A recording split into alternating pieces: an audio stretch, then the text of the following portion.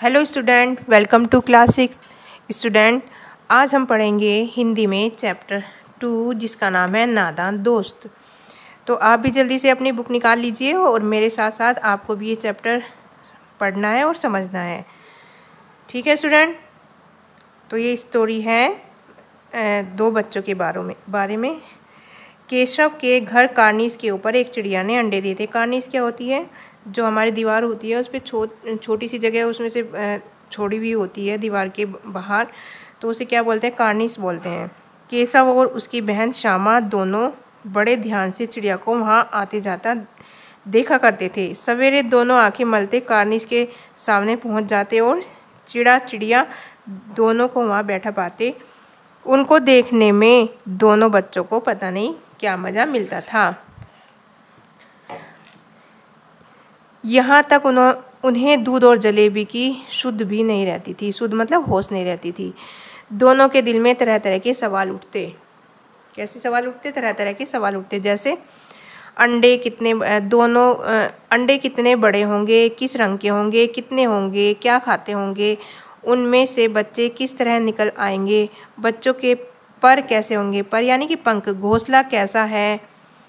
लेकिन इन बातों का जवाब देने वाला कोई भी उनके पास नहीं था। न अम्मा को घर के काम धंधों से फुर्सत थी, न बाबूजी को पढ़ने लिखने से। दोनों बच्चे आपस में ही सवाल जवाब करके अपने दिल की तसल्ली किया करते थे। क्या बताया उसने? उसकी जो मम्मी थी वो तो उसमें बिजी रहती थी घर के कामों में, जैसे आपकी मम्मी रहती हैं, और पापा क्या करते थे? इनके पढ़ाई लिखाई में बिजी रहते थे। श्यामा कहती, क्यों भैया, बच्चे निकलकर फुर से उड़ जाएंगे? श्यामा ने अपने भाई से कहा। भाई का क्या नाम था? भाई का नाम था केशव। केशव विद्वानों की भांति गर्व से कहता, नहीं री पगली, पहले पर निकलेंगे, बगैर परों के बेचारे कैसे उड़ पाएंगे। श्यामा, बच्चों को क्या खिलाएगी बेचारी? केशव इस पेचीदा सवाल का कोई जवाब नहीं दे पाता। तो वो पूछती कि बच्चों को क्या खिलाएगी बेचारी चिड़िया, बच्चों को क्या खिलाएगी। पेचीदा मतलब कठिन सवाल था, उसका जवाब बच्चों के पास नहीं था। जिज्ञासा दिन पर दिन बढ़ती जा रही थी। जिज्ञासा यानी कि जानने की इच्छा, के चिड़िया के बच्चों के बारे में जानने की इच्छा कि आगे क्या क्या होगा। दोनों की जिज्ञासा दिन पर दिन बढ़ती जा रही थी।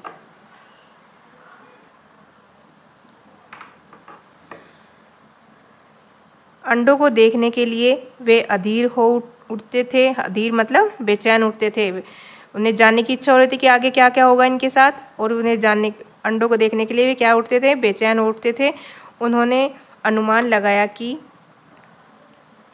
अब बच्चे जरूर निकल आए होंगे। बच्चों के भोजन का सवाल उनके सामने आ खड़ा हुआ।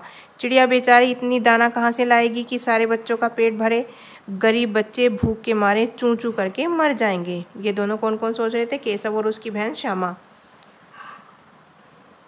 इस मुसीबत का अंदाजा करके दोनों घबरा उठे। अंदाजा मतलब अनुमान। इस मुसीबत को उन्होंने सोचा कि कैसे कैसे होगा सब कुछ। वे तो क्या हुआ? दोनों घबरा उठे। दोनों ने फैसला किया कि कार्निस पर थोड़ा सा दाना रख दिया जाए। श्यामा खुश होकर बोली, तब तो चिड़िया को दाने के लिए कहीं उड़कर जाना न पड़ेगा। केशव, नहीं, तब क्यों जाएगी? श्यामा, क्यों भैया, बच्चों को धूप न लगती होगी? केशव का ध्यान इस तकलीफ की तरफ नहीं गया था। बोला, जरूर तकलीफ हो रही होगी, बेचारे प्यास के मारे तड़प रहे होंगे, लेकिन छाया भी तो नहीं है। आखिर यह फैसला हुआ कि घोंसले के ऊपर कपड़े की छत बना देनी चाहिए। पानी की प्याली और थोड़े से चावल रख देने का प्रयास भी स्वीकृत हो गया। दोनों बच्चे बड़े चाव से काम करने लगे। श्यामा माँ की आंख बचाकर मटके से चावल निकाल लाई। केशव ने पत्थर की प्याली का तेल चुपके से जमीन पर गिरा दिया और खूब साफ करके उसमें पानी भर दिया। जो तेल था उसने उसे तो नीचे गिरा दिया, और उसमें क्या किया? चिड़िया के लिए उसमें पानी भर दिया, चिड़िया और उसके बच्चों के लिए। अब चांदनी के लिए कपड़ा कहाँ से आए? उन्हें उसकी धूप से सुरक्षा भी तो करनी थी, तो उसके लिए कपड़ा कहाँ से आए? फिर ऊपर बगैर छड़ियों के कपड़ा ठहरेगा कैसे, और छड़ियाँ खड़ी कैसे होंगी? केशव बड़ी देर तक इसी उधेड़-बुन में रहा। आखिरकार उसने इस मुश्किल का भी हल निकाल लिया। वह श्यामा से बोला, जाकर कूड़ा फेंकने वाली टोकरी उठाकर लाओ, अम्मा जी को मत दिखाना। श्यामा, वह तो बीच से फटी हुई है, उसमें से धूप न जाएगी। केशव झुंझलाकर बोला, तुम टोकरी तो लाओ, मैं उसका सुराख बंद करने की कोई हिकमत निकालूंगा। हिकमत मतलब बढ़िया तरीका कोई निकालूंगा। श्यामा दौड़कर टोकरी उठा लाई। केशव ने उसके सुराख में थोड़ा सा कागज ठूस दिया, मतलब उसे फिल कर दिया। जो टूटा हुआ था डस्टबिन, उसका जो भाग था उसे उसने कुछ कागज लगाकर उसे बंद कर दिया। तब टोकरी को एक टहनी से टिकाकर बोला, देख, ऐसे ही घोंसले पर उसकी आड़ कर दूंगा, तब कैसे धूप जाएगी। श्यामा ने दिल में सोचा, भैया कितने चालाक हैं। गर्मी के दिन थे, बाबूजी दफ्तर गए हुए थे। अम्मा दोनों बच्चों को कमरे में सुलाकर खुद भी सो गई थी, लेकिन बच्चों की आंखों में नींद कहाँ। अम्मा जी को बहलाने के लिए मौके का इंतजार कर रहे थे। जो ही मालूम हुआ कि अम्मा जी अच्छी तरह सो गई हैं, दोनों चुपके से उठे और बहुत धीरे से दरवाजे की सिटकनी खोलकर बाहर निकल आए। अंडों के हिफाजत की तैयारी होने लगी। केशव कमरे में एक स्टूल उठा लाया, लेकिन जब उससे काम न चला तो नहाने की चौकी लाकर स्टूल के नीचे रख दी और डरते डरते स्टूल पर चढ़ गया। जो नहाने की चौकी क्या थी, उन्होंने स्टूल के नीचे रखी और उसके ऊपर चढ़ गया केशव। श्यामा दोनों हाथ से स्टूल पकड़े हुए थी। स्टूल की चारों टांगें बराबर न होने के कारण जिस तरफ ज़्यादा दबाव पड़ता था, स्टूल जरा सा हिल जाता। उस वक्त केशव को कितनी तकलीफ उठानी पड़ती थी, यह उसी का दिल जानता है। दोनों हाथों से कार्निश पकड़ लेता और श्यामा को दबी आवाज़ से डांटता, अच्छी तरह पकड़ वरना उतरकर बहुत मारूंगा। मगर बेचारी श्यामा का दिल तो कार्निश पर था। बार बार उसका ध्यान इधर उधर जाता और हाथ ढीले पड़ जाते। केशव ने जो ही कार्निश पर हाथ रखा, दोनों चिड़िया उड़ गई। केशव ने देखा कार्निश पर थोड़े से तिनके बिछे हुए हैं और उन पर 3 अंडे पड़े हैं। जैसे घोंसले उसने पेड़ों पर देखे थे, वैसा कोई घोंसला नहीं है। श्यामा ने नीचे पूछा, कितने बच्चे हैं भैया। केशव, 3 अंडे हैं, अभी बच्चे नहीं निकले।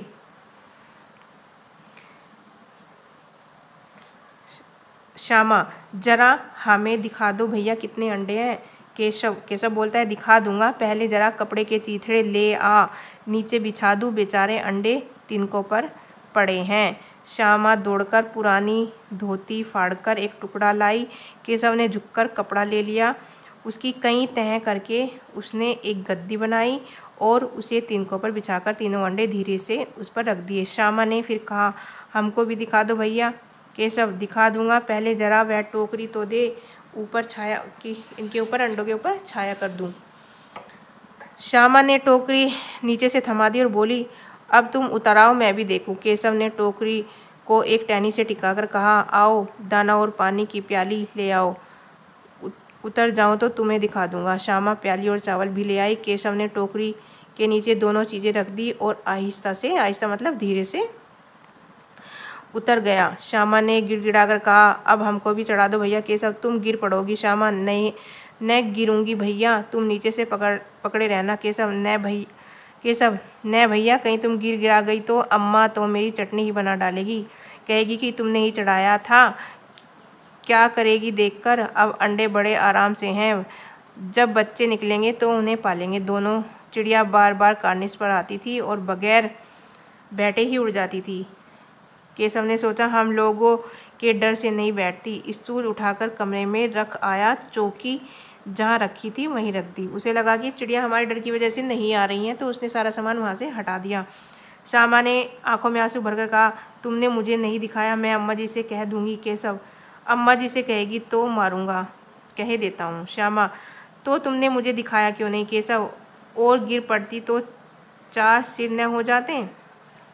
श्यामा, हो जाते तो हो जाते, देख लेना, मैं कह दूंगी। इतने में कोठरी का दरवाज़ा खुला और माँ ने धूप से आंखों को बचाते हुए कहा, तुम दोनों बाहर कब निकल आए। मैंने कहा था ना कि दोपहर में बाहर मत निकलना। किसने किवाड़ खोले। किवाड़ मतलब दरवाज़ा। किवाड़ केशव ने खोला था, लेकिन श्यामा ने माँ से यह बात नहीं कही। उसे डर लगा कि भैया पिट जाएंगे। केशव दिल में काँप रहा था कि कहीं श्यामा कह न दे अंडे न दिखाए थे, क्योंकि उसने अंडे नहीं दिखाए थे ना, तो केशव को डर था कि कहीं श्यामा सारी बात माँ को न कह दे। अब उसको श्यामा पर विश्वास न था। श्यामा सिर्फ मोहब्बत के मारे चुप थी या इस कसूर में हिस्सेदार होने की वजह से, इसका फैसला नहीं किया जा सकता। शायद दोनों ही बातें थी। माँ ने दोनों को डांटकर फिर कमरे में बंद कर दिया और आप धीरे धीरे उन्हें पंखा झलने लगी। अभी सिर्फ 2 बजे थे, बाहर तेज़ लू चल रही थी। अब की दोनों बच्चों को नींद आ गई। 4 बजे यकायक श्यामा की नींद खुली। किवाड़ खुले हुए थे। वह दौड़ती हुई कार्निस के पास आई और ऊपर की तरफ ताकने लगी। टोकरी का पता न था। संयोग से उसकी नज़र नीचे गई। वह उल्टे पांव दौड़ती हुई कमरे में जाकर जोर से बोली, भैया अंडे तो नीचे पड़े हैं। बच्चे उड़ गए। केशव घबरा कर उठा और दौड़ता हुआ बाहर आया तो देखता क्या है, तीनों अंडे नीचे टूटे पड़े हैं। उनसे कोई चूजे की सी चीज़ बाहर निकल आई है। पानी की प्याली भी एक तरफ टूटी पड़ी है। उसके चेहरे का रंग उड़ गया। सहमी हुई आंखों से ज़मीन की तरफ देखने लगा। श्यामा ने पूछा, बच्चे कहाँ उड़ गए भैया? केशव ने करुण स्वर में कहा, अंडे तो फूट गए श्यामा, और बच्चे कहाँ हैं? केशव, तुम्हारे सिर में देख नहीं रही है? अंडों में से उजला उजला पानी निकल आया है। वही तो 2-4 दिनों में बच्चा बन जाते। माँ ने सोटी हाथ में लिए हुए पूछा, तुम दोनों वहाँ धूप में क्या कर रहे हो? श्यामा ने कहा, अम्मा जी चिड़िया के अंडे टूटे पड़े हैं। माँ ने आकर टूटे हुए अंडों को देखा और गुस्से से बोली, तुम लोगों ने अंडों को छुआ होगा। अब तो श्यामा को भैया पर जरा भी तरस न आया। उसी ने शायद अंडों को इस तरह रख दिया कि वे नीचे गिर पड़े। उसे सज़ा मिलनी चाहिए। बोली, भैया ने अंडों को छेड़ा था अम्मा जी। माँ ने केशव से पूछा, क्या रे, तुम वहाँ कैसे पहुँचे? श्यामा, चौकी पर स्टूल रखकर चढ़े थे अम्मा जी। केशव भीगी बिल्ली बना खड़ा रहा। केशव, तुम स्टूल थामे नहीं खड़ी थी? केशव ने कहा कि तुम भी तो स्टूल थामे खड़ी थी। श्यामा ने, तुम ही ने तो कहा था माँ, तुम इतने बड़े हो गए, तुम्हें अभी इतना भी मालूम नहीं चिड़िया के अंडे छूने से गंदे हो जाते हैं। चिड़िया फिर उन्हें नहीं सेती मतलब जो एक चिड़िया की वो होती है ना, उसके अंदर की जो गर्म करने की क्रिया होती है, उसे बोलते हैं, वो अंडों को गर्म करती है तो उसे बोलते हैं अंडों को सेना। श्यामा ने डरते डरते, वो तो क्या चिड़िया ने अंडे गिरा दिए हैं अम्मा जी? माँ, और क्या करती? केशव के सिर पर इसका पाप पड़ेगा। 3 जाने ले ली दुष्टों ने। केशव रोनी सूरत बनाकर बोला, मैंने तो सिर्फ अंडों को गद्दी पर रखा था अम्मा जी। माँ को हंसी आ गई, मगर केशव को कई दिनों तक अपनी गलती पर अफसोस हुआ। अफसोस मतलब क्या होता है? उसे उसकी चीज़ का दुख हुआ। अंडों की हिफाजत करने के जोश में उसने उनका सत्यानाश कर डाला। इसे याद करके वह कभी भी रो पड़ता था। दोनों चिड़िया वहाँ फिर न दिखाई दी। ओके स्टूडेंट, तो कभी भी जो नेचुरल प्रोसेस होता है जिस चीज़ का, वो उसी तरह से होता है। तो हमें इस तरह की चीज़ों को टच नहीं करना चाहिए। हम करना तो अच्छा ही चाह रहे थे बच्चे दोनों, लेकिन क्या हो गया उसकी चिड़िया ने अंडों को ही सेना बंद कर दिया और नीचे गिरा दिया। ठीक है बच्चों, तो आपको ये चैप्टर अपनी बुक में से 2-3 टाइम रीड करना है। Thank you. Have a beautiful day.